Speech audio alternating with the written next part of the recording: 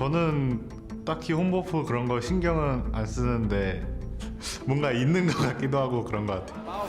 RNG, they don't wait for that. And just listen to that crowd as the Nexus goes down.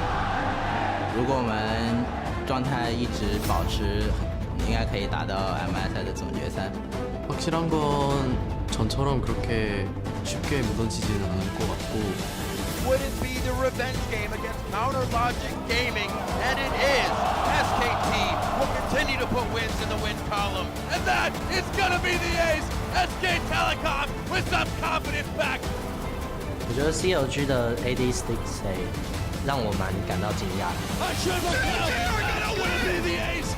Bluebird is down. CLG, do you believe, Kobe? We've proven in the group stages that we can beat every single team.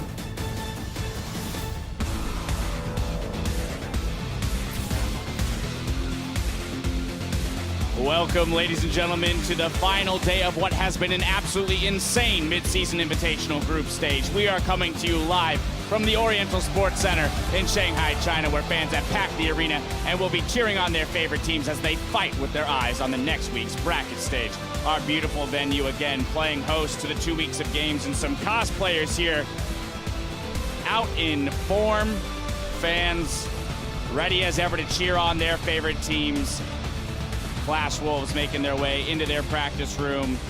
They've got a couple big games ahead of them, jockeying for position in the playoffs, and Supermassive taking to the stage, looking to go out swinging. Hello, everyone. I'm James Dash Patterson, and joining me on the analyst desk today is Clement Chu, Mitch Krepo-Vorspools, and Sam Kobe Hartman Kensler. Gentlemen, I mean, it's been a great ride so far, but is it safe to say that the way that this tournament is shaping up, we could be in for one of the best league tournaments we've seen in a long time? Yeah, and I think it's telling that everyone is super excited for the next stage, because nobody knows, what's gonna turn out now. With the fall of SKT, there's not gonna be that dominating force coming in. Maybe it is even RNG. They've actually replaced them. Yeah, I'm just really happy I wasn't here day one, wasn't asked for any predictions, so I can just say, yeah, I knew this was going to happen all along. Yeah. Flying under the radar, Krepo is. Well, let's check out how the teams are stacked up going into this final day of group stages. In first place, it's the hometown team, China's Royal Never Give Up. Then tied for second, once again, are North America's Counter Logic Gaming and the LMS's Flash Wolves. SKT are now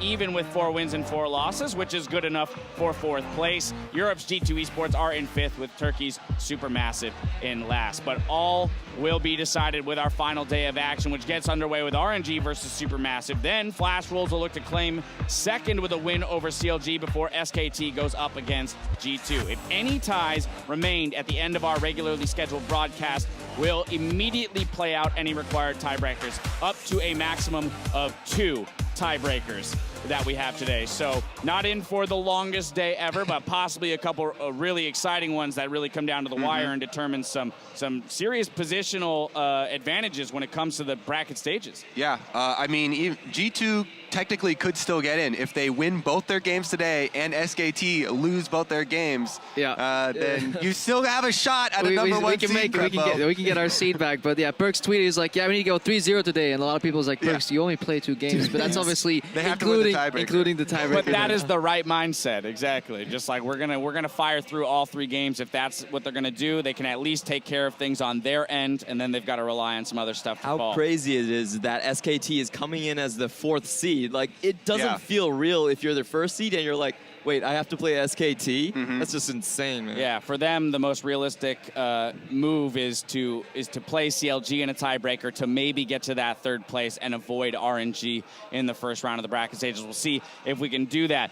One interesting thing to note, of all the teams here, CLG and RNG are the only 2 teams that have beaten every other team in the tournament so far. Of course, we still have some games to play today, but that's at least indicative of they can beat anyone and they should be confident moving forward. And it speaks to the variability that we've seen in all of these games. So many of these games are coming down to late game team fights or late game Baron steals. These small decisions that teams are making in the late game, easily the standings could be almost completely reversed. Yeah, and it's almost even affecting the draft that teams are doing here, going for very teamfight heavy compositions. We've seen some 1-3-1 compositions, but they decided, you know what, we'll just play them as teamfight anyways. I think I've maybe seen one successful 1-3-1 in the entire tournament. Yeah, like we keep saying, you can play that style, it's just the margin for error is so small, and everyone's going with these Azir comps that have the late game teamfight so secure.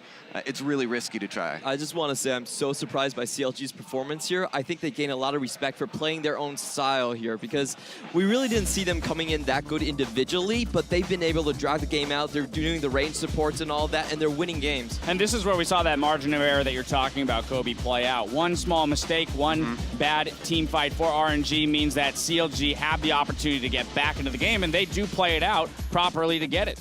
The game delivered a lot of good things, though, especially in the context of the tournament. It showed us that, yes, you can play aggressive champions. Yes, you can kind of open the map, look for picks, and still snowball and take complete control of the game. Nidalee is still an S-tier jungle, but then even with that 16,000 gold lead that they had at one point, CLG still managed to claw back, and it also showed the other side is like, yeah, this is what we usually talk about, RNG in the LPL. Fantastic early game team, and then a happy little mistake happens sometimes, but it was a little bigger than just a happy little mistake. And the thing is, after that game, even though it was such an amazing, ridiculous comeback for CLG, I'm almost more fearful of RNG than I was before. RNG have proved they can run the Nidalee style, they can run with an assassin in the mid lane. They did it against G2 as well, and they won team fights with an assassin in the mid lane versus an Azir comp. It's really scary to go up against them.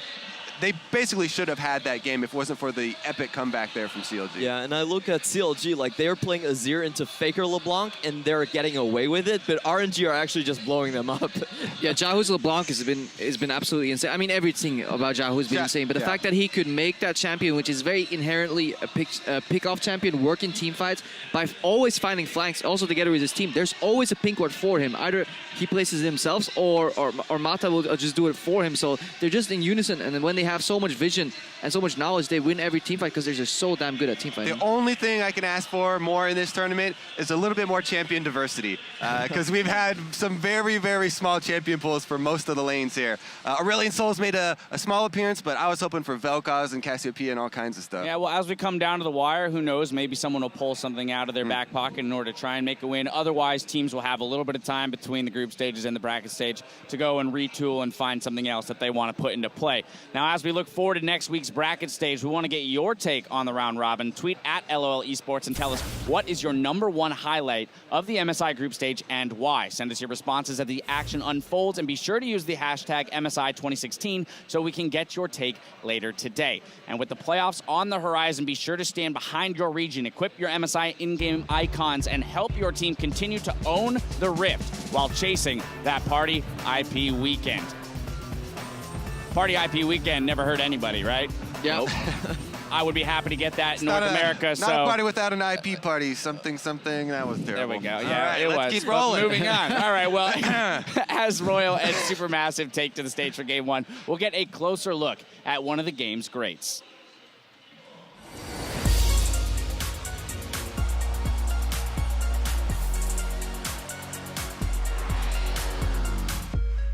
The player that I'll I'll say will be Mata.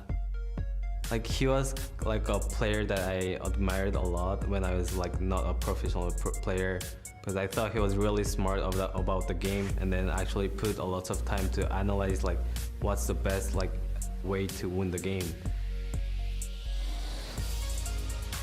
Two players back in Season 4 changed the way the game was played. Dandy was one of them, Mata was the other one on Samsung White. Coming into Worlds, people didn't really understand vision properly, people didn't understand how to set up tower dives, people didn't understand how to actually create big map advantages without forcing big team fights. Well, Samsung White, they showed the world, and it was Mata who led the way.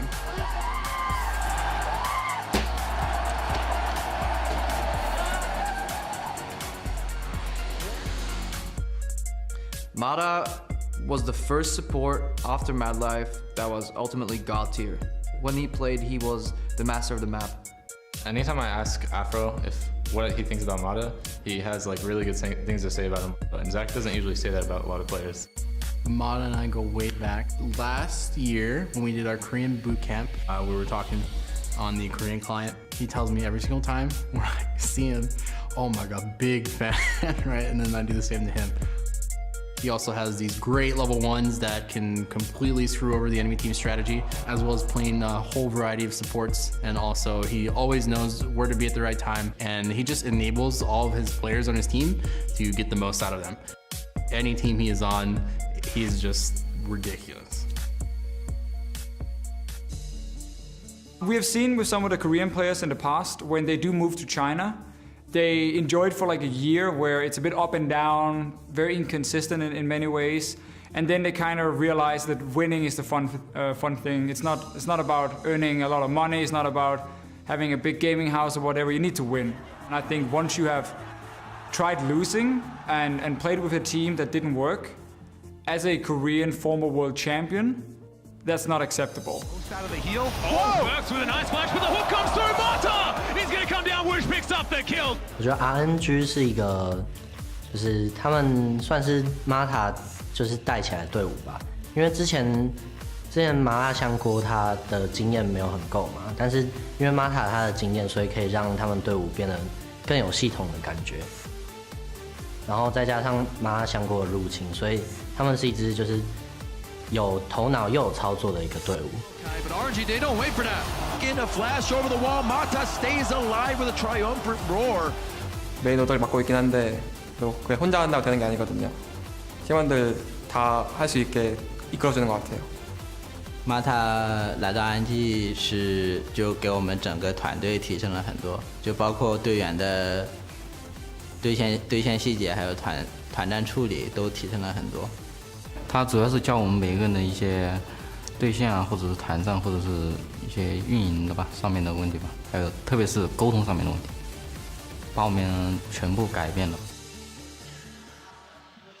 Yeah, if Faker did not exist, Mata probably had a good shot at being the best League of Legends player in history. Sadly, that Faker kid showed up, kept winning things overall. His career's not over yet, right? There's still room to No, he's actually just a fantastic player to watch. And even a lot of what he does is kind of invisible because we don't really get access very often. We can't really ask these players what he does. But every single teammate that he's played with has said, like, yeah, I didn't even have to talk. Mata just guides me. Team fights, one step back, go in now. You can see him constantly talking, especially very early in the season, week 1 and 2. He was pretty much blabbering the entire game, telling people what to do, and it worked for RNG. Yeah, he's one of those guaranteed players you know will be in the Hall of Fame. Yeah, and I just want to add, I think it's great for the LPL that they finally found a formula to work their Korean players in. RNG coming in, they said they want Korean brain, Chinese muscle, and it's working out fine for them. Paying dividends for them here at this tournament now. Who's ripped then? Yeah, he is.